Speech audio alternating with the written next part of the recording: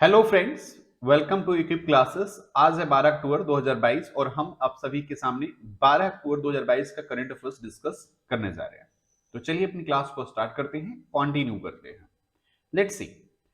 IMF ने दोस्तों कल, है ना, इंडिया का क्या है इकोनॉमिक ग्रोथ उन्होंने क्या किया, फोरकास्ट किया, उसका अनुमान लगाया। उन्होंने बताया कि जो इंडिया का इकोनॉमी है 2022 में, है ना, 6.8% के दर से क्या करेगा, वो बढ़ेगा। अब देखिए ये चीजें हैं, अब थोड़ा सा इसके बारे में हम लोग जान लेते हैं कि वर्ल्ड हेल्थ दिन दोस्तों जैसे एक्सपीरियंस, जैसा कि आपको पता है कि पूरा वर्ल्ड जो है वो अभी क्या कर रहा है, ओवरऑल स्लो डाउन की तरफ क्या कर रहा है, अग्रसर है। क्योंकि यहाँ पे आपको देखने को मिल रहा है रसिया यूक्रेन वॉर, है ना, टाइटनिंग दोस्तों क्या है, बहुत ज्यादा क्या है मॉनेटरी पॉलिसी पे जो क्या कर रहा है ग्लोबली जो है वो बहुत ज्यादा क्या किया रहा है, उस पर लगाम लगाया जा रहा है। हाई इन्फ्लेशन है। तो इस कारण से इंटरनेशनल प्रॉब्लम की वजह से दोस्तों क्या हुआ, जो आईएमएफ ने उन्होंने क्या किया, फोरकास्ट किया कि पूरे वर्ल्ड का जो इकोनॉमिक ग्रोथ जो है वो क्या कर रहा है, धीरे धीरे डिक्रीज कर रहा है। तो दैट्स वाई इंडिया का जो इकोनॉमिक ग्रोथ होगा वो 6.8% के क्या हुआ दर से, है ना, ग्रो करेगा। ठीक है, जैसा कि आपको ये याद रहना है। एक्चुअली ऐसे क्वेश्चंस अक्सर एग्जाम में पूछ पूछ लिए जाते हैं कि इस बार, है ना, जैसे पूछ देगा कि अकॉर्डिंग टू आईएमएफ इंडिया का economic forecast, economic growth forecast क्या होगा। तो ये चीजें कभी कभी एग्जाम में पूछ लिया जाता है। आगे चलते हैं। अभी दोस्तों क्या हुआ, एक न्यूज आपके सामने क्या है, कल जो है उसमें क्या कि लगभग 3 लाख जो है आरटीआई अपील्स जो है वो पेंडिंग पड़ा हुआ है। तो सबसे पहले तो क्वेश्चन होना चाहिए कि आरटीआई है क्या। ठीक है, और भी कुछ डेटा मैं आपके सामने यहां पे रिप्रेजेंट करना चाहता हूं क्या दोस्तों कि लगभग 17 साल बाद, 17 साल बाद का मतलब यह है कि लगभग दोस्तों 2005 में, 2005 2006 में क्या हुआ है ना, आरटीआई को एक्ट के रूप में बनाया गया है।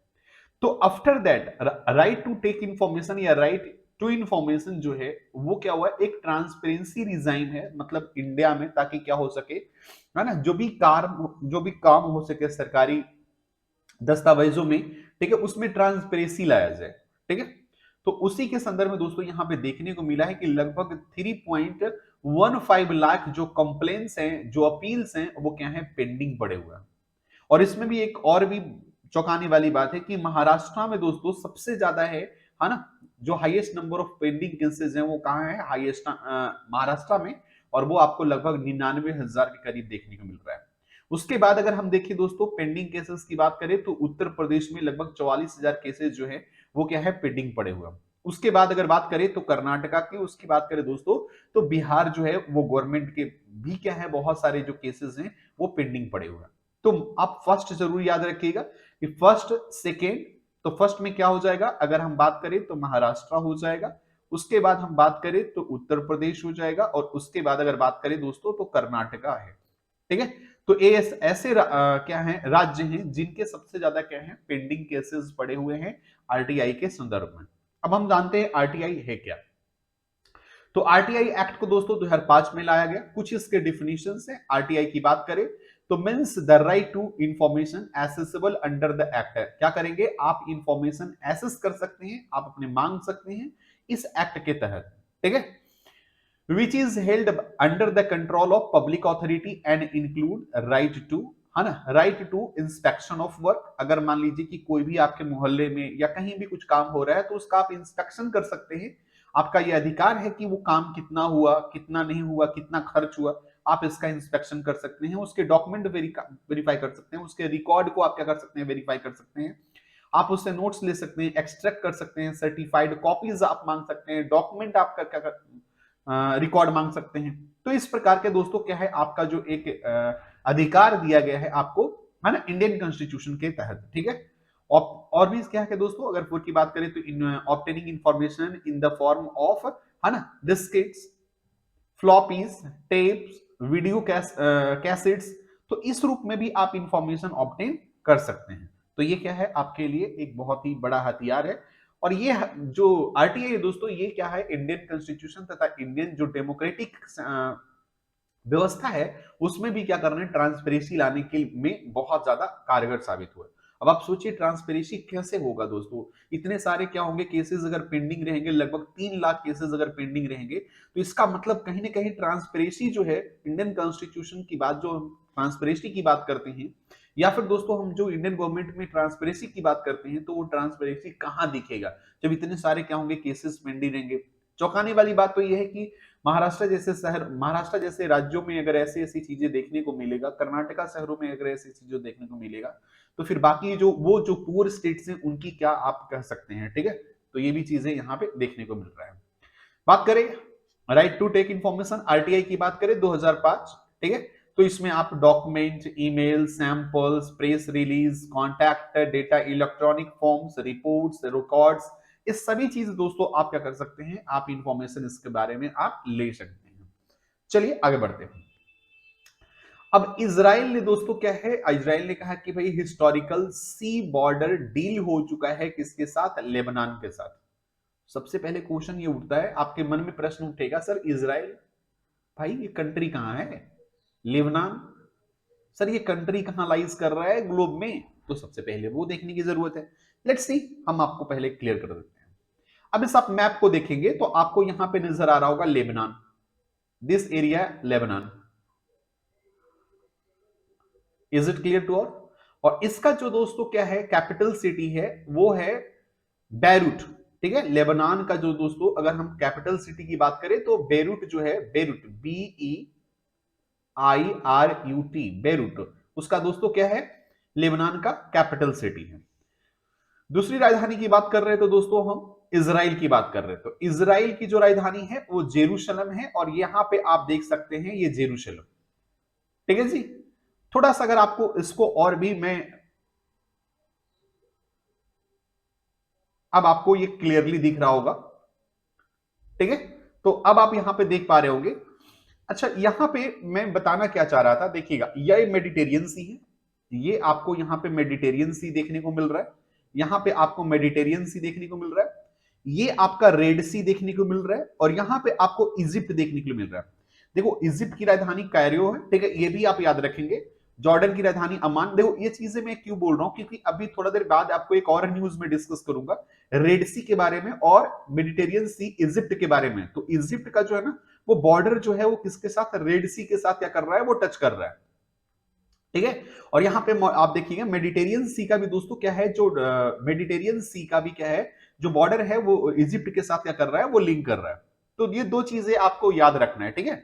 बाकी मैं आपको जैसा कि यहां पे बोला हूं, यहां पे आप दो चीजें, इजराइल की राजधानी जेरूशलम, और इसको आप यहां पे जॉर्डन आप देख रहे हो, लेबनान, लेबनान क्या हो दोस्तों, जिसका बेरूट क्या है उसकी राजधानी है।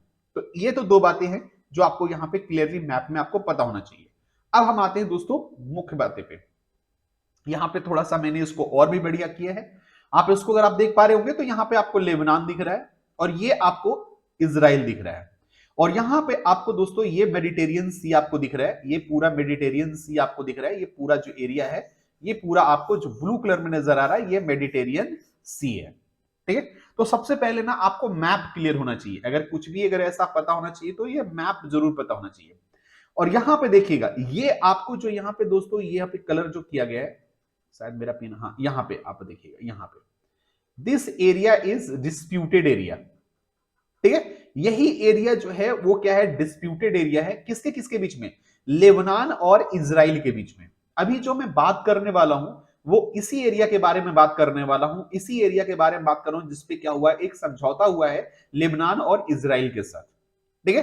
तो ये जो एरिया है इसी के बारे में बात कर रहे हैं, ये कहां है दोस्तों, तो ये मेडिटेरेनियन सी में है, और ये क्या है, एक डिस्प्यूटेड एरिया था लेबनान और इजराइल के लिए, ठीक है। तो आइए हम इसमें बात करते हैं अच्छे से, अब आपको ये पूरी तरह से बातें समझ में आएगी, है ना। ये जो मैं इजराइल और लेबनान के बारे में बात कर रहा हूं, ये क्या बात कर रहा हूं, तो दोस्तों इजराइल के जो प्राइम मिनिस्टर है उन्होंने 11 अक्टूबर को कहा कि ये एक हिस्टोरिकल एग्रीमेंट है किसके साथ, लेबनान के साथ, over the shared maritime border, ठीक है।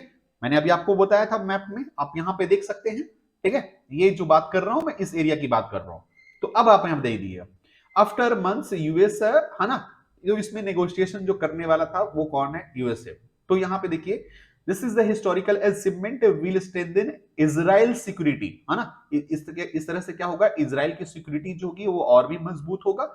और इसमें दोस्तों जो बिलियंस ऑफ क्या है इजराइल जो इकोनॉमी है उसमें भी क्या हुआ बूस्ट देखने को मिलेगा। साथ ही साथ क्या होगा स्टेबिलिटी होगा, स्टेबिलिटी गेन करेगा। नॉर्दर्न जो बॉर्डर है वो क्या होगा स्टेबल हो जाएगा। इजराइल का जो नॉर्दर्न बॉर्डर होगा वो क्या होगा स्टेबल हो जाएगा। जो इनस्टेबिलिटी थी वो उसमें स्टेबिलिटी आ जाएगी। ये जो एग्रीमेंट था दोस्तों इसमें नेचुरल गैस प्रोडक्शन, देखो कोई भी किसी भी एरिया में अगर किसी भी एरिया में अगर आपको कोई क्या दिखे, कोई स्ट्रक देखने को मिले या फिर कोई दोस्तों अगर आपको लगे कि कोई बॉर्डर डिस्प्यूट है, तो बॉर्डर डिस्प्यूट होने का सबसे बड़ा रीजन पता हो क्या होता है? रिसोर्स होता है ना। हम बात करेंगे रिसोर्स के बारे में, ठीक है, कि कोई भी अगर किसी कंट्री के साथ अगर कोई बॉर्डर जो है वो डिस्प्यूट होता है, तो वहां पे इसका मतलब यह है कि अगर मान लो जैसे कोई ऐसा एरिया है जहां पे पूरी तरह से है ना वो बैरन है, वहां पे किसी प्रकार का कोई नेचुरल रिसोर्स नहीं अवेलेबल है, तो वहां पे दोस्तों उस एरिया के लिए कोई लड़ाई होगा ही नहीं, ठीक है। तो लड़ाई कहां होगा? जहां पे रिसोर्सेज का भंडार होगा और वो एरिया क्या होगा है ना शेयर बॉर्डर करेंगे, तो एट दैट टाइम क्या होगा कि वो कहीं ना कहीं दोस्तों है ना वो इंटरेस्ट कॉन्फ्लिक्ट जरूर करता है, ठीक है। तो वही चीजें यहाँ पे कह रही है कि है ना ये जो एग्रीमेंट है वो नेचुरल गैस प्रोडक्शन के लिए बहुत ही ज्यादा दोस्तों क्या है, क्योंकि आप यहाँ पे देख रहे हैं मेडिटेरियन सी का एरिया था, तो वहां पे नेचुरल गैस का प्रोडक्शन के लिए वजह से दोस्तों ये क्या था, ये कहीं ना कहीं ये कॉज ऑफ कॉन्फ्लिक्ट था। तो इसमें भी क्या हुआ है ना इजराइल को राहत मिलेगी, तो ये बात यहाँ पे कहा जा रहा है। अब देखिएगा दोस्तों यहाँ पे लिखा हुआ है कि Israel and Lebanon and Israel have officially at the war single Israel है ना 1948 जब क्या हुआ दोस्तों इजराइल की आजादी हुई थी। इजराइल जब क्या हुआ था, इजराइल कंट्री जब बना था, तब से ये क्या हुआ, ये कॉन्फ्लिक्ट चलता ही आ रहा है और अब जाकर ये कॉन्फ्लिक्ट जो है वो पूरी तरह से डिलॉट हो चुका है, ठीक है। तो अब हम इस चीज को पूरी तरह से आपको समझा चुके हैं। आइए अब आगे बढ़ते हैं। यहां पे देखिए दोस्तों हीट रिसेलिएंट है ना रिजेलिएंट रेड सी रीफ ऑफर लास्ट स्ट्रैंड। देखो मैंने अभी आपको थोड़ा देर पहले कहा था कि थोड़ा सा आपको रेड सी का एरिया आपको पता होना चाहिए, क्योंकि मैं थोड़ा देर बाद अब स्टार्ट बात करूंगा रेड सी के बारे में। लेट्स सी माय डियर, अभी आपको मैं थोड़ा सा और भी आपको यहाँ पे दिखा दे रहा हूं। अब आप देख पा रहे होंगे कि यहाँ पे इजिप्ट है, ठीक है। ये जो कंट्री आपको यहाँ पे दिख रहा है ये इजिप्ट दिख रहा है। Is it clear to all? यहाँ पे आपको सूडान दिख रहा है, यहाँ पे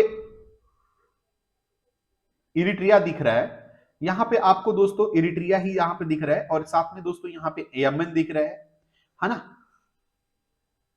अरेबिया दिख रहा है यहां पे, और आपको यहां पे दोस्तों जॉर्डन दिख रहा है, ठीक है। तो ये सब कुछ कंट्री हैं जो क्या कर रहे हैं, यहाँ पे बॉर्डर शेयर कर रहे हैं किसके साथ, यहाँ पे रेड सी के साथ। अब ये रेड सी किसके साथ लिंक कर रहा है दोस्तों, तो ये इंडियन, यहां पे देखिएगा ये अरेबियन सी जो है ना, ये अरेबियन सी है, इसके साथ ये क्या कर रहा है, ये कहीं ना कहीं लिंक हो रहा है, ठीक है। ये अरेबियन सी के साथ क्या कर रहा है, ये लिंक क्रिएट कर रहा है। अगर आप इसको देख पा रहे होंगे तो बहुत अच्छे से यहां पे आप देख पा रहे होंगे। तो दिस इज है ना ये अरेबियन सी का ही पार्ट है दोस्तों, रेड सी जो है यहाँ पे नाम है। तो ये चीज आपके दिमाग में क्लियर होना चाहिए, क्योंकि अगर ये क्लियर होगा तभी मैं आगे आपको क्या करूंगा, जो चीजें मैं समझाना चाहता हूं वो समझा पाऊंगा। अब आप यहां पे देखिए क्या लिखा हुआ। तो हीट रिजेलिएंट रेड सी रीफ, रीफ तो सबसे पहले कोरल रीफ आपको समझना पड़ेगा कि कोरल रीफ होता क्या है, ठीक है। अब आप देखिए यहाँ पे कहा जा रहा है कि बीनेथ द वाटर, ठीक है, मतलब वाटर के अंदर इजिप्ट का जो क्या है रेड सी कोस्ट है ना, उसकी बात करें तो कैलिडोस्कोपिक इकोसिस्टम जो है वो क्या कर रहा है, जो वर्ल्ड का सबसे जो कह सकते हैं दोस्तों become the world last coral refute, ठीक है, जो वर्ल्ड का क्या है लास्ट कोरल रिफ्यूट है ना। As global heating eradicate reefs, actually क्या है टेम्परेचर जो है वो धीरे धीरे क्या हुआ, अर्थ का टेम्परेचर बढ़ रहा है। तो इस कारण से जो रिसर्चर्स हैं ये पा रहे हैं क्या कि जहां भी कोरल रीफ जो है वो प्रेजेंट है, वो कहीं ना कहीं क्या हो रहा है, उसका ऊपरी जो सरफेस है वो धीरे धीरे क्या हो रहा है, इरेडिकेट हो रहा है, ठीक है। देखिए जो यहां पे बात कर रहे हैं shallow water coral, shallow water corals का मतलब जो ऊपरी परत पे जो क्या है जो कोरल्स हैं वो क्या हो रहे हैं, कहीं ना कहीं क्या हो रहे हैं, अर्थ हीट टेम्परेचर से क्या हो रहा है, वो इफेक्टेड हो रहा है, वो ब्लीच हो रहा है। ब्लीच होने का मतलब क्या है कि वो बर्बाद हो रहा है, ठीक है। और ये हो रहा है दोस्तों क्यों, क्योंकि यहां पे क्या हुआ रिपीटेड जो है ना हीट वेव्स क्या हुआ क्रिएट हो रहे हैं। अब ऐसा होने से क्या होगा कि थाउजेंड्स या फिर हंड्रेड्स ऑफ क्या होंगे, मिलियंस ऑफ लोग जो होंगे इससे क्या होंगे, प्रभावित होंगे, क्योंकि ऐसे बहुत सारे लोग हैं जो क्या है कहीं ना कहीं दोस्तों पूरी तरह से मेराइन इकोनॉमी पे क्या कर रहे हैं, डिपेंड कर रहे हैं। आप अगर किसी भी कंट्री की बात करें अगर किसी भी कंट्री की बात करें, जब आप किसी कंट्री के बारे में बात करेंगे तो उसका जो इकोनॉमी होगा, जैसे आप यहाँ पे देख लीजिए, चाहे वो इजिप्ट है, चाहे वो सूडान है, चाहे इटरिया है, चाहे दोस्तों इथोपिया है, यूरे, तो यहाँ जो इसके क्या है, ये जो पार्ट है ना, यहाँ पे कहीं ना कहीं दोस्तों आपको ये देखने को मिलेगा कि लोग जो है यहाँ पे पूरी तरह से क्या है, निर्भर हैं किस पे, तो कह सकते हैं ऑस्ट्रियन इकोनॉमिक पे बहुत ज्यादा क्या है, ये निर्भर है। तो इसी के बारे में यहाँ पे बातें की गई है। अब आप यहाँ पे देखते हैं, तो चूंकि आपको यहाँ पे देखने को मिल रहा है कि जो पेरिस क्लाइमेट जो हुआ था दोस्तों, है ना, जो समिट हुआ था जिसमें ये बात कही गई थी कि भारत का जो या वर्ल्ड का जो क्या होगा, है ना, पूरे ग्लोब का क्या होगा, जो अर्थ टेम्परेचर होना चाहिए वो शुद्ध क्या होना चाहिए दोस्तों, 1.5 डिग्री तक ही रहना चाहिए।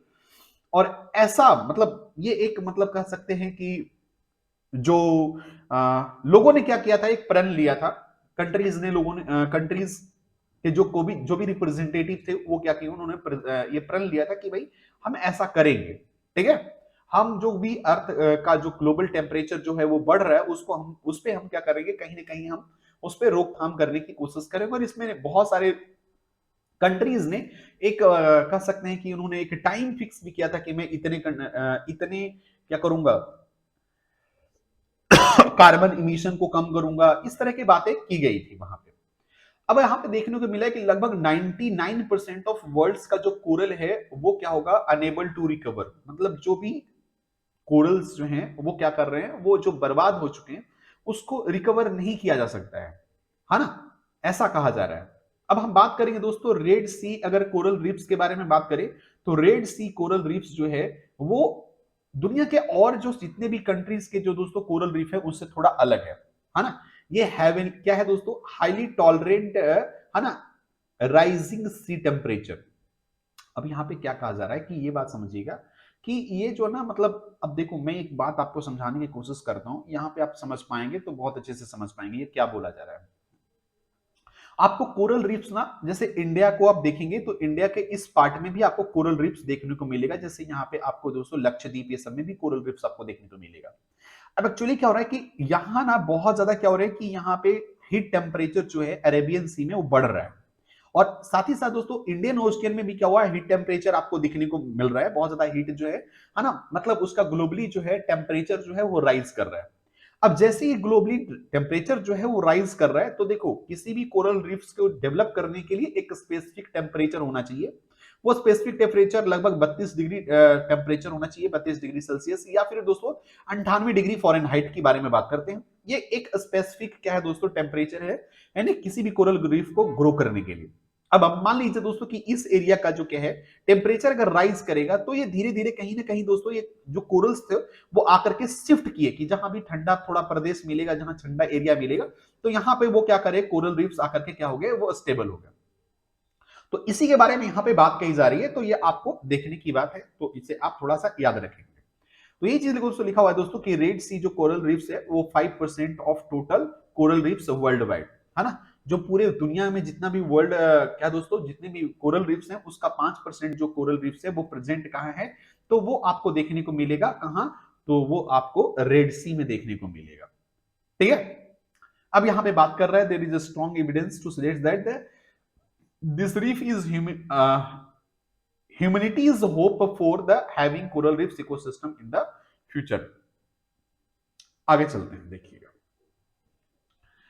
अब यहां पे बात कर रहे हैं कि जो ये कोरल रीफ्स है ये लाइवलीहुड्स है मिलियंस ऑफ लोगों का। मैंने अभी आपको समझाया भी था कि कैसे ये मिलियंस ऑफ लोगों के क्या है दोस्तों, ये एक है ना लाइवलीहुड्स हो सकता है, जैसा कि आपको मैप में भी हमको मैंने बताया था।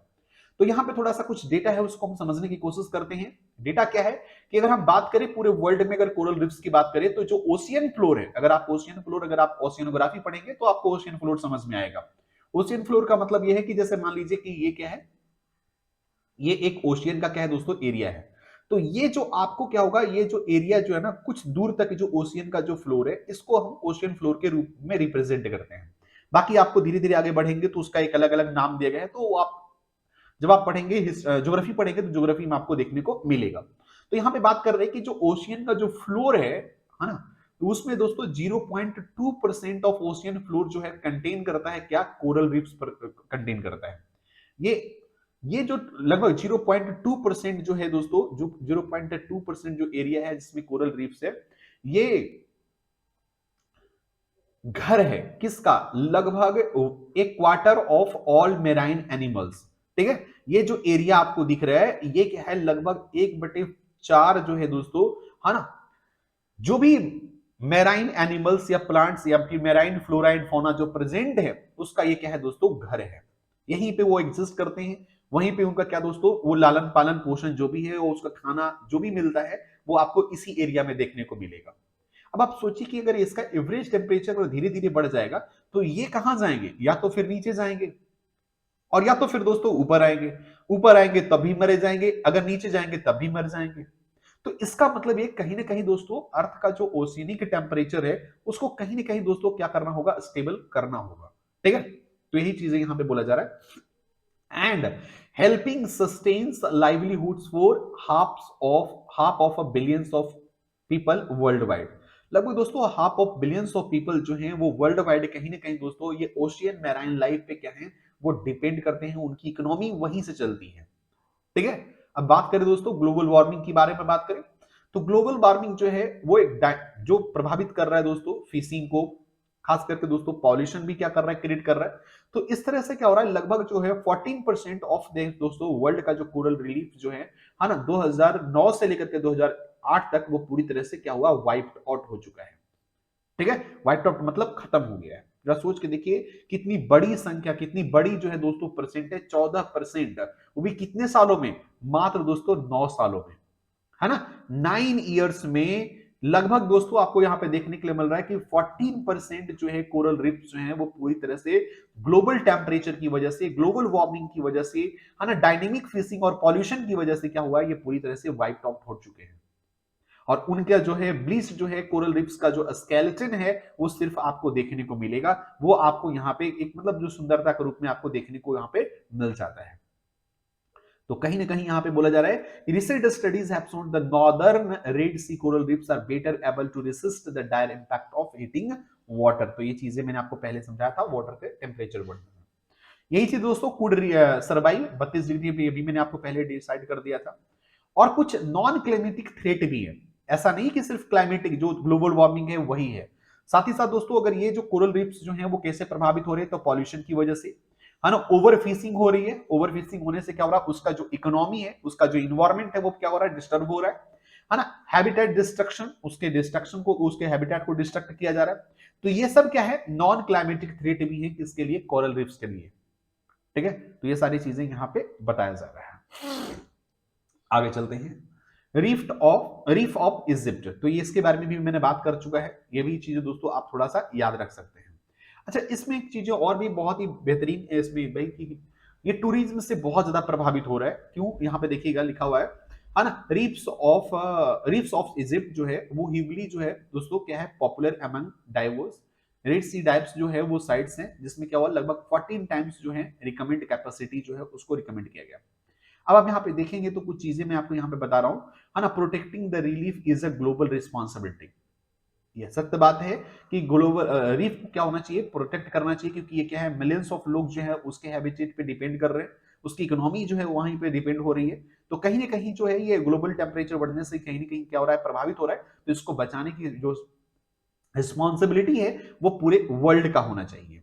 ठीक है, आगे चले तो दोस्तों, अच्छा, इसमें कुछ और चीज बातें कही गई है कि जो बहुत बार ऐसे देखने को मिलता है कि जो रूट होते हैं, जो सी रूट होते हैं, जिससे क्या होते हैं? बड़े बड़े शिप्स जो है वो जाते हैं।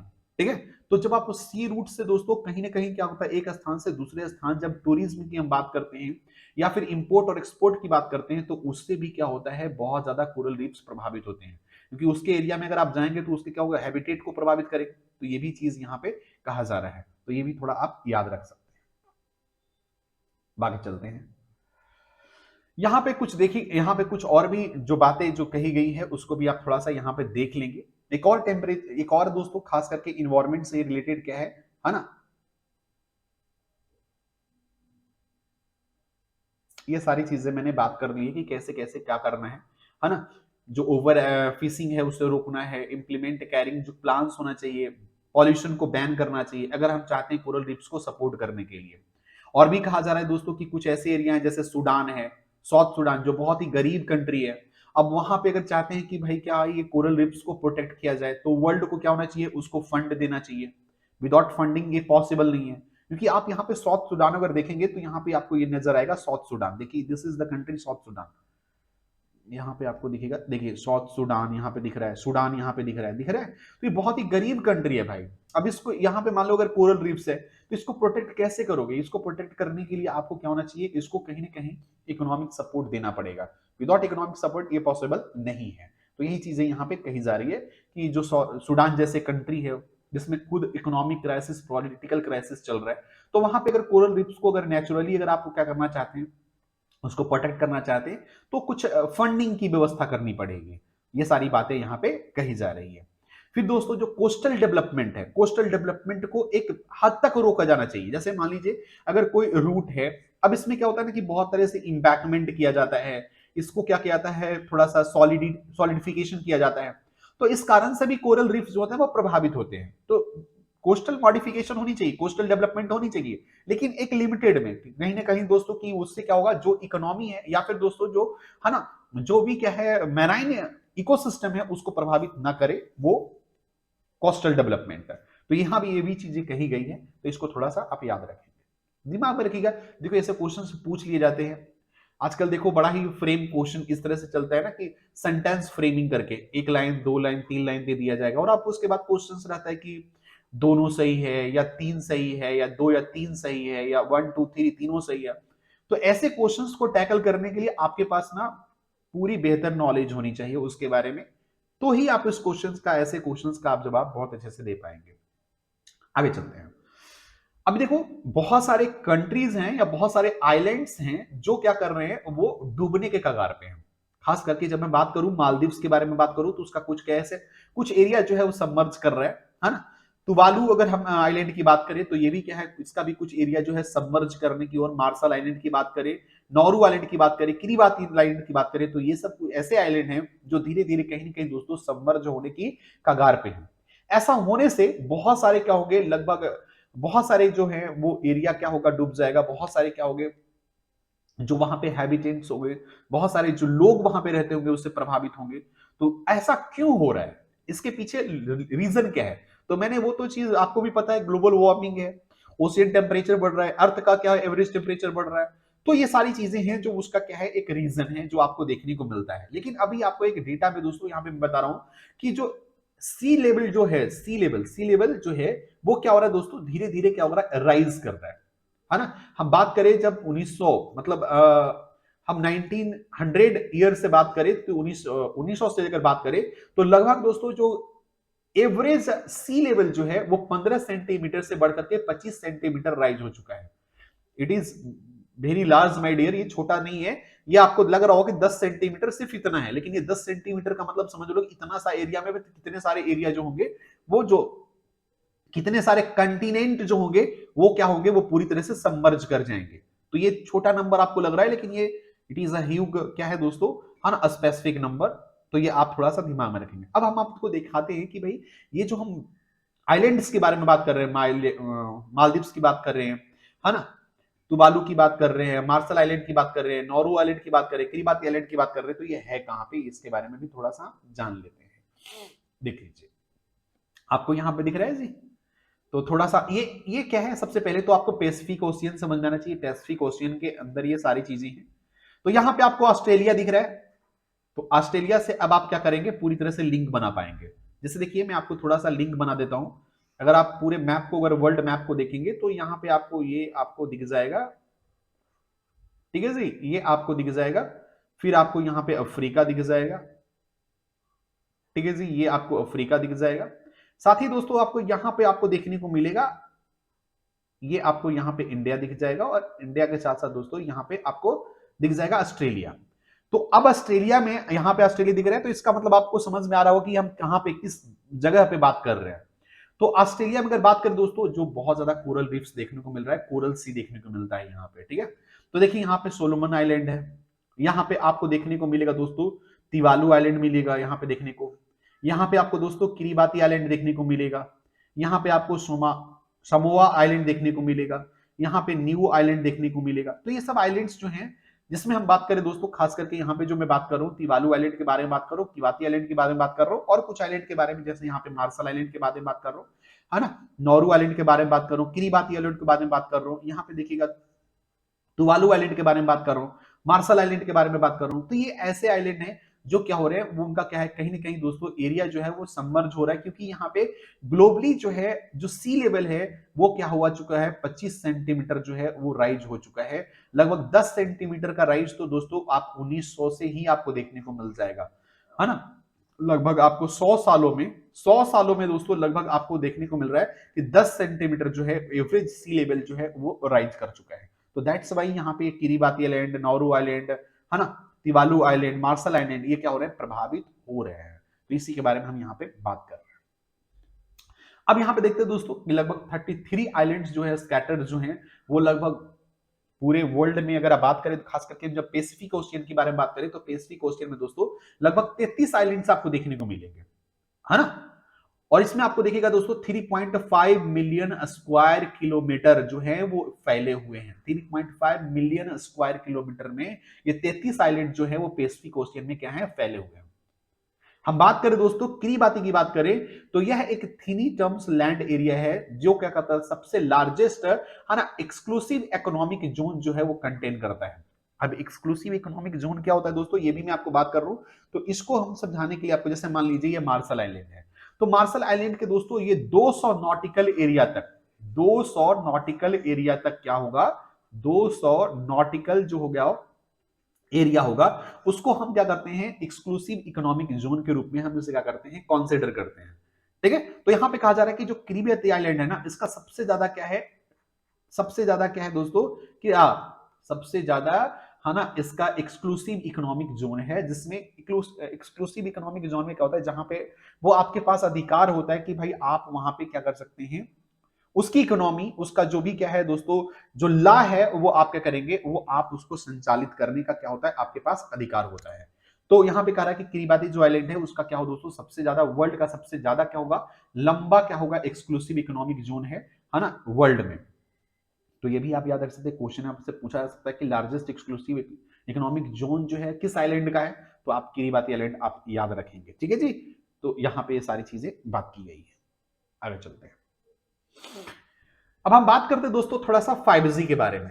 ये 5G क्या है, बहुत ज्यादा न्यूज में चल रहा है आजकल 5G।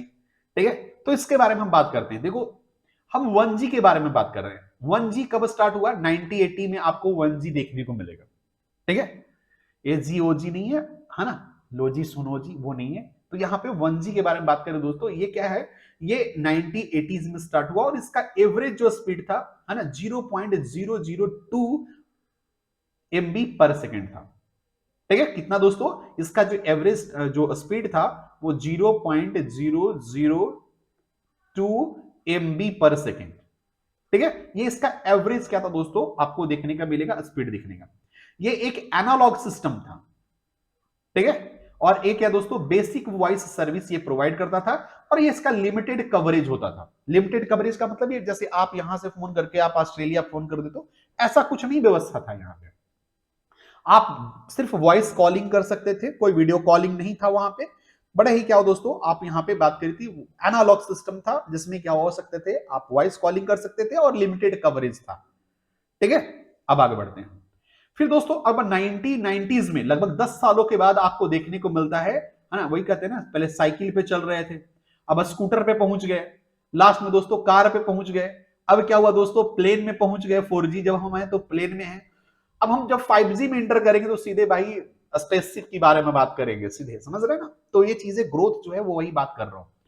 तो 1990s में आपको 2G देखने को मिल रहा है, और इसका जो है दोस्तों, अगर हम बात करें एवरेज स्पीड की बात करें तो ये लगभग 2G का स्पीड 0.064, है ना, MB पर सेकेंड था। ठीक है, इसका एवरेज टेम्परेचर, ये कह सकते हैं दोस्तों डिजिटल वर्जन ऑफ 1G था, है ना। इसमें वॉइस और टेक्स्ट मैसेज आप कर सकते थे, है ना, और थोड़ा सा कवरेज जो था, आप थोड़े ज्यादा एवरेज एरिया जो थे वो कवर कर सकते थे। ठीक है, तो यहां पे थोड़ा सा याद रख सकते हैं, इसका मैक्सिमम डेटा रेट जो था दोस्तों 64 KB पर सेकेंड। यहां एमबी पर सेकंड बोल रहे हैं ना, तो ये आप 64 के बी या तो आप बोल सकते हैं 0.064 एमबी पर सेकंड, या तो आप बोल सकते हैं 64 के बी पर सेकंड। हम बात करते हैं 3G। 10 सालों के बाद दोस्तों हम कार में पहुंच गए, हम 3G की दुनिया में हम पहुंचे, और 3G दुनिया में दोस्तों 10 सालों लगभग 2000 में दोस्तों ये 3G आपको देखने को मिला, जिसकी जो एवरेज क्या दोस्तों स्पीड था 2 एमबी पर सेकंड से लेकर के 10 एमबी पर सेकंड तक आपको एवरेज स्पीड देखने को मिला। इसमें हम मोबाइल ब्रॉडबैंड की बारे में बात करें, है ना, हम वॉइस के बारे में बात करें, हम डेटा के बारे में बात करें, इंटरनेट ऑन फोन की बात करें, टैबलेट्स क्या हुआ दोस्तों बहुत सारे देखने को मिला। तो इस प्रकार की सुविधाएं आपको देखने को क्या मिला, 3G में देखने को मिला, है ना। आप वीडियो कॉलिंग पे आप पहुंच गए, ठीक है। तो इस प्रकार के दोस्तों, है ना, use of phones, tablets, alternative to computer, है ना। हम दोस्तों क्या हुए, हम जो कंप्यूटर थे, कंप्यूटर से कहां पहुंच गए, हम अब पहुंच चुके हैं लैपटॉप और फोन्स पे पहुंच चुके हैं 3G में। अब हम दोस्तों आते हैं 2010 के करीब आपको देखने को मिलता है, कब आपको 4G देखने को मिलता है ना, जिसका एवरेज अगर हम टेम्परेचर नहीं, एवरेज क्या दोस्तों स्पीड की बात करें तो 10 मिलियन नहीं, 10 एमबी पर सेकंड से लेकर के 100 एमबी पर सेकंड तक आपको देखने को मिला, ठीक है। इसमें आपको हाई इंटरनेट स्पीड सर्विस आपको प्रोवाइड मिला। स्मार्टफोन्स की बात करें, स्मार्ट टैबलेट्स की बात करें, आपने वॉइस कॉलिंग किया, वॉइस कॉलिंग के साथ वीडियो कॉलिंग हुआ, और वो भी जो पहले वॉइस कॉलिंग और वीडियो कॉलिंग में थोड़ी जो लैक होती थी, अब वो लैक नजर नहीं आ रहा है, थोड़ा सा फ्रेश आपको नजर आ रहा है ना। आपको ट्रू मोबाइल ब्रॉडबैंड मिला, डिवाइस क्रिएट किया गया, हॉटस्पॉट आपको दिया गया कि भाई आप अपने फोन गैलरी में से कुछ भी क्या कर सकते हैं, आप यहां से वहां ट्रांसफर कर सकते हैं। आपको अच्छी सर्विस, ब्लूटूथ की अच्छी सर्विस आपको मिलना शुरू हो गया, आप स्ट्रीमिंग करना शुरू कर दिए, ऑनलाइन गेम खेलना शुरू कर दिए। आप आज जो ये इतनी जो एक्सेसिबल जो आपको स्टडी हो रही है, इससे स्टार्ट हो गया दोस्तों, हम स्ट्रीमिंग करके आपको पढ़ा पाते हैं। ये सब जो पूरा हुआ दोस्तों, ये 4G से पूरा हुआ, ठीक है। अब हम दोस्तों इंटरनेट कर रहे हैं 5G में। 2020 में अगर हम बात करें दोस्तों, तो बहुत सारे कंट्रीज जो 5G स्टार्ट हो चुका है, लेकिन इंडिया में अभी स्टार्ट हुआ है 5G। तो इसके बारे में बात करें, इसमें क्या क्या चीजें आपको देखने को मिल रहा है। तो इसका एवरेज जो क्या हुआ दोस्तों स्पीड होगा, वो 1000 से लेकर के 1400 एमबी पर सेकेंड होगा। सोच के देखिए जरा क्या मैं बोल रहा हूं, कितना बोल रहा हूं, 1000 से लेकर के दोस्तों 1400 एमबी पर सेकेंड, ठीक है, इसका स्पीड होगा, है ना। ब्रॉडबैंड जो होगा वो एवरी स्थान, मतलब पहले तो हम हाई स्पीड इंटरनेट की बात करते थे कि एवरी मतलब सभी स्थान पे इंटरनेट पहुंच गया। हम मोदी जी का बहुत सारा गवर्नमेंट स्कीम भी था कि हर जगह क्या करना है, इंटरनेट सेवा प्रदान करना है। अब क्या होगा दोस्तों, अगर 5G अगर पूरी तरह से डेवलप हो जाता है, तो ब्रॉडबैंड हर जगह पॉसिबल होगा, मतलब आपको हाई इंटरनेट आपको हर जगह देखने को मिलेगा। जो फोन्स की कैपेसिटी होगी बहुत ज्यादा फास्ट होगा, है ना। रिमोट कंट्रोल डिवाइस जैसे ड्रोन, ठीक है, आपको जो क्या होगा दोस्तों स्मार्ट, और जैसे आप जो गाड़ी आजकल सुन रहे हो कि गाड़ी अपने आप चलेगी, तो ये सब आपको देखने को मिलेगा। 3D वीडियो कॉलिंग आपको देखने को मिलेगा। अभी आप 2D वीडियो कॉलिंग की बात करते हो, ठीक है, अभी जो हम 4G में बात करते हैं वो 2D मतलब हमारा सिर्फ फेस दिखता है ना। 3D वीडियो कॉलिंग नहीं होता है। तो आपको क्या देखने को मिलेगा, 3D वीडियो कॉलिंग देखने को मिलेगा, ठीक है। आपको देखने को मिलेगा गाड़ी खुद अपने आप चल रही है। ड्रोन क्या हो रहा है, ड्रोन क्या हो रहा है, ड्रोन की जो व्यवस्था है वो क्या हो रहा है, बढ़ रहा है। तो इस प्रकार की चीजें आपको मिलेगा, होलोग्राम्स आपको देखने को मिलेंगे। तो ये 5G टेक्नोलॉजी इस प्रकार डेवलप करेगा, और ये सारी व्यवस्था आपको आपको देखने को 5G में मिलेगा। समझ में आ रहा है, आगे बढ़ते हैं। तो कुछ ये सब व्यवस्था दोस्तों जो आपको मिलेगा, देखिएगा ये सारी चीजें मैं बता चुका हूं। ये 5G में आपको क्या क्या होगा, है ना, remote control, process automation, aviation, robotics में बहुत ज्यादा आपको देखने को मिलेगा, है ना। आपको क्रिटिकल इंफ्रास्ट्रक्चर जो डेवलपमेंट है वो आपको देखने गया, स्मार्ट ग्रिड आपको देखने को मिलेगा, है ना। आपको ऑटोनोमस व्हीकल्स देखने को मिलेगा कि मैं गाड़ी अपने आप चल रही है, उसमें कोई ड्राइवर की जरूरत नहीं है ना। स्मार्ट आपको होम देखने को मिलेगा, आप जाएंगे घर में बोलेंगे स्विच ऑफ तो स्विच ऑफ, स्विच ऑन तो स्विच ऑन, आप घर से निकलेंगे अपने आप स्विच जो होगा वो बंद हो जाएगा, अपने आप लाइट्स ऑफ हो जाएंगे, फैन ऑफ हो जाएंगे। ये सब आपको देखने को मिलेगा जब आप 5G में इंटर करेंगे, ठीक है। हाई क्या होंगे दोस्तों, हाई प्रोबेबल क्या होंगे, सेंसर्स आपको देखने को मिलेगा, और इसी की वजह से दोस्तों स्मार्ट होम के बारे में भी बात कर रहा हूं मैं, ठीक है। तो ये सारी फैसिलिटी जो है दोस्तों आपको यहां पे देखने को मिलेगा 5G सर्विस जब आपको मिलेगा। क्या डिफरेंस था 3G 4G 5G में, ये आप चाहो तो एक बार पढ़ सकते हो, मैं आपको ये ऑलरेडी बता चुका हूं, एक बार आप चाहोगे तो देख लेना दोस्त कि क्या डिफरेंस है 3G 4G और 5G के बीच में, है ना? तो ये आप थोड़ा सा याद रखेंगे। मैंने आपको वैसे दे दिया है, ये आप याद रखेंगे। अच्छा, यहां पे देखिएगा दोस्तों, कुछ और यहां पे इंपॉर्टेंट चीजें आपको जो मैं बताना चाहता हूं। यहां पे हम बात करते थे तो 4G जब हम बात करते थे ना, तो सीडीएमए की बात करते थे, ठीक है? अब ये जरा मुझे कमेंट में आप मुझे बताइएगा सीडीएमए क्या है। अब हम दोस्तों जब हम 5G में बात करेंगे तो हम बात करेंगे सीडीएमए के साथ साथ बीडीएमए। तो आप लोग मुझे कमेंट करके दोस्तों कमेंट में बताइएगा कि सीडीएमए और बीडीएमए क्या है, ठीक है, जिसके बारे में बात कर रहे हैं 5G में। ठीक है, तो बाकी दोस्तों मैंने सभी चीज आपको डिस्कस कर दिया। Thanks for watching. If you like this video, please subscribe the channel and hit the bell icon. और प्लीज माय डियर स्टूडेंट्स, अगर आपको लगता है कि ये चीजें आपको बेनिफिशियल है तो please like share and subscribe जरूर करें। Thanks for watching, bye bye, take care, have a nice day.